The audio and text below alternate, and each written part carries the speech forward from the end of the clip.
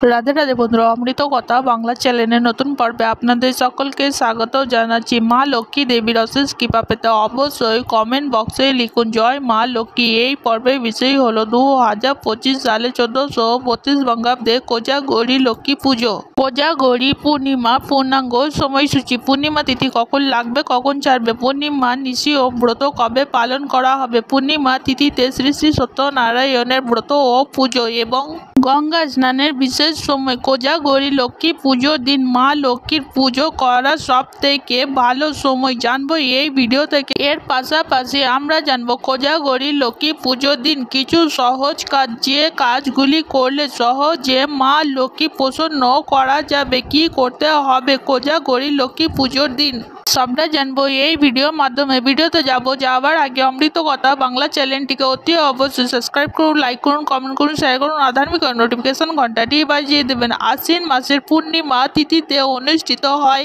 কোজাগরী লক্ষ্মী পুজো। আশ্বিন মাসের পূর্ণিমা তিথিকে বলা হয় কোজাগরী পূর্ণিমা। কিন্তু কেন এই লক্ষ্মী পুজোকে কোজাগরী বলা হয়ে থাকে জানা যায়। কোজাগরী শব্দটি এসেছে সংস্কৃত শব্দ জাগর শব্দবদ্ধ থেকে। সংস্কৃত কোহ জাগর বা কুজাগতে শব্দের অর্থ হলো কে জেগে আছো। কথিত আছে কোজাগরী পূর্ণিমা তিথিতে দেবী লক্ষ্মীর মর্তে আসেন তার ভক্তদের আশীর্বাদ করতে। দেবী লক্ষ্মীর পার্থিব এবং অপার্থিব সম্পদ, সৌভাগ্য এবং সৌন্দর্যের দেবী। এই তিথিতে যারা রাতেরে জেগে দেবীর আরাধনা করেন এবং দেবীর আগমনের অপেক্ষা করে থাকেন, তারা মা লক্ষ্মীর আশীর্বাদ থেকে কখনোই বঞ্চিত হয় না। দুর্গা পুজোর ঠিক পরে পূর্ণিমাটিতেই কোজাগরী লক্ষ্মী পুজো অনুষ্ঠিত হয়। মানুষের বিশ্বাস অনুসারে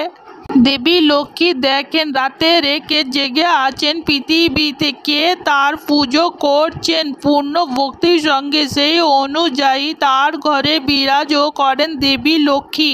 তবে রীতি অনুযায়ী মা লক্ষ্মী রাতেরে পুজো নিতে ভালোবাসেন। পুজো করে পূর্ণিমার চাঁদ আকাশে ওঠার পরে পুজো শুরু হয়। বাংলার প্রত্যেকটি ঘরে শরৎ পূর্ণিমা বা আশ্বিন পূর্ণিমাকে মা লক্ষ্মীর জন্মতিথি হিসাবে পালন করা হয়। এই পূর্ণিমা তিথিতে অনেকেই কৌদ ব্রত পালন করে থাকেন মা লক্ষ্মীকে সন্তুষ্ট করে এবং তার আশীর্বাদ লাভের জন্য। ওই দিন বিশেষভাবে উপযুক্ত প্রাচীন রীতি অনুযায়ী কোজাগরী পূর্ণিমার রাতে পায়েস রান্না করে সারা রাত চাঁদের আলোয় রেখে দিয়ে পরের দিন সকালে প্রসাদ হিসাবে ওই পায়েস খাওয়াকে শুভ বলে মনে করা হয়। এর ফলে আপনার মনে সব ইচ্ছা পূর্ণ হবে এবং আপনার সংসার ধন সম্পদে ভরে উঠবে। এছাড়া কোজাগরী লক্ষ্মী পুজোর দিন রাতেরে ঘরে শঙ্খধ্বনি সহকারে দীপ এবং ধূপ জ্বালিয়ে লক্ষ্মী দেবীর পাঁচালী ও মাহাত্ম্যর কথা পাঠ অত্যন্ত ফলদায়ক। 2025 সালে 1432 বঙ্গাব্দে কোজাগরী পূর্ণিমার পূর্ণাঙ্গ সময়সূচি। কোজাগরী পূর্ণিমা তিথি শুরু হবে 6 অক্টোবর 2025 বাংলা 19 আশ্বিন 1432 সোমবার সকাল 11:24 পর থেকে। পূর্ণিমা তিথি সমাপ্ত হবে 7 অক্টোবর 2025 সালে বাংলা 20 আশ্বিন 1432 মঙ্গলবার সকাল 9:33 মধ্যে। 2025 সালে 1432 বঙ্গাব্দে কোজাগরী পূর্ণিমা নিশি পালন করা হবে 6 আশ্বিন 2025 বাংলা 19 আশ্বিন 1432 সোমবার। কোজাগরী লক্ষ্মী পুজোর ব্রত উপবাস পালন করা হবে 7 অক্টোবর 2025 বাংলা 20 আশ্বিন 1432 মঙ্গলবার। কোজাগরী পূর্ণিমা তিথিতে কোজাগরী লক্ষ্মী পুজো অনুষ্ঠিত হবে 6 অক্টোবর 2025 বাংলা 19 আশ্বিন 1432 সোমবার। কোজাগরী পূর্ণিমা তিথি কোজাগরী লক্ষ্মী পুজো ও শ্রী শ্রী সত্যনারায়ণের ব্রত পুজোর বিশেষ সময় হবে প্রদোষে সন্ধ্যা 5:18 পর থেকে সন্ধ্যা 6:54 মধ্যে। শ্রী শ্রী কোজাগরী লক্ষ্মী পুজো ও শ্রী শ্রী সত্যনারায়ণের ব্রত রাত্রি কোজাগর কত নারকেল সহি চিপি টক ভক্ষণ, নারকেল জল পান ও অক্ষক্রিয়ার দ্বারা রাত্রি জাগরণ, ধন সম্পদ। কোজাগর পূর্ণিমার দিন গঙ্গা স্নানের বিশেষ সময় হবে 7ই অক্টোবর 2025, বাংলার 20 আশ্বিন 1432, মঙ্গলবার সকাল 9:33 মধ্যে। আশ্বিনী পূর্ণিমা বিহিত গঙ্গা স্নান দান আদি দেশ বিদেশে প্রচলিত কৌমদে বা কুমার পূর্ণিমা পৌর্ণমাসারম্ভে নিয়ম সেবা কার্তিক ব্রত আরম্ভ। জ্যোতিষশাস্ত্র মতে বাড়িতে লক্ষ্মী পুজো করলে শুভ ফল পাওয়া যায়।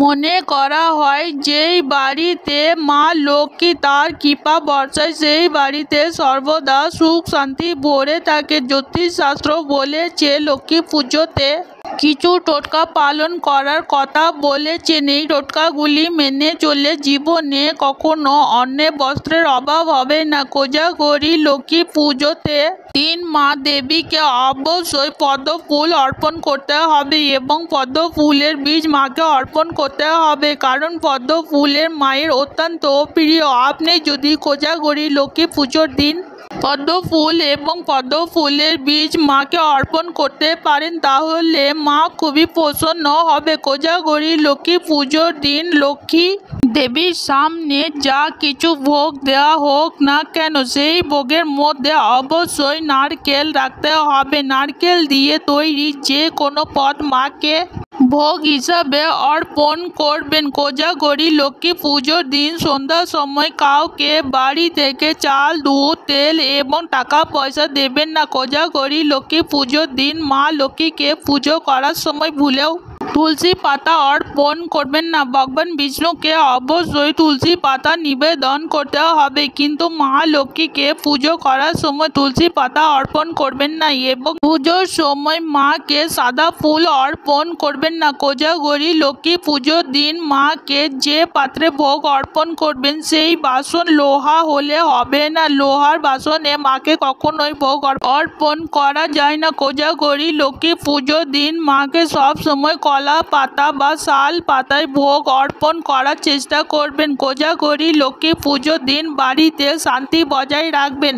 বাড়িতে ঝগড়া অশান্তি এই দিন একেবারেই করা উচিত নয়। যে গৃহে ঝগড়া অশান্তি হয় সেই গৃহে মা লক্ষ্মী দেবী অবস্থান করেন না। তাই কোজাগরী লক্ষ্মী পুজোর দিন ঝগড়া অশান্তি করবেন না। গিয়ে কোজাগরী লক্ষ্মী পুজোর দিন মা লক্ষ্মীকে পুজো করার পাশাপাশি ভগবান শ্রী হরি বিষ্ণুকেও পুজো করতে হবে। কোজাগরী লক্ষ্মী পুজোর দিন বাড়ির সদর দরজায় খুব ভালো করে সাজিয়ে তুলতে হবে। বাড়ির সদর দরজায় আলপনা দিতে হবে। বাড়িতে মা লক্ষ্মী দেবীর চরণ চিহ্ন অবশ্যই আঁকতে হবে। এরপর বাড়ির সদর দরজায় দুদিকে 2টি ঘিয়ের প্রদীপ অবশ্যই জ্বালতে হবে।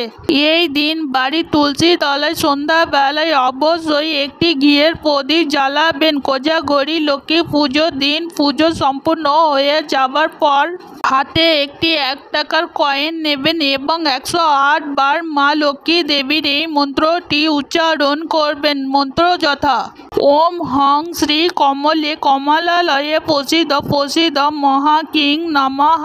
এই মন্ত্রটি উচ্চারণ করবেন। এই মন্ত্রটি উচ্চারণ করার পরে ওই 1 টাকার কয়েনটিকে নিজের কাছে সুরক্ষিত রেখে দেবেন।